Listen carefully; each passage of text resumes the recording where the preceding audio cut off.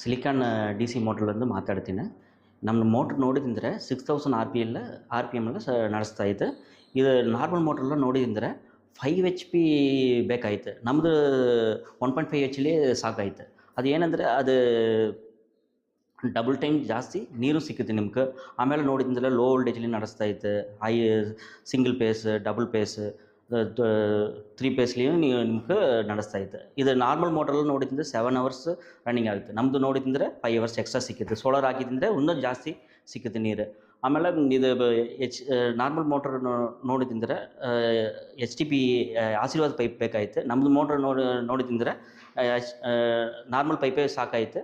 அதில் ನಿಮ್ಗೆ ವೆಯ್ಟು ಕಮ್ಮಿ ಇರುತ್ತಂದಲ್ಲ ಮ್ಯಾನ್ಯಲ್ ಫಿಟ್ಟಿಂಗ್ ಮಾಡ್ಬೋದು. ಆಮೇಲೆ ಮಿಷನರಿಗೆ ಬೇಕಿಲ್ಲ. ಅದು ಇಷ್ಟು ನಮ್ಮ ಸಿಲಿಕಾನ್ ಮೋಟ್ರದ್ದು ಇಷ್ಟು ಬೆನಿಫಿಟ್ ಇರುತ್ತೆ. ನೋಡಿ ಕಾಲ್ ಮಾಡಿ. Thank you.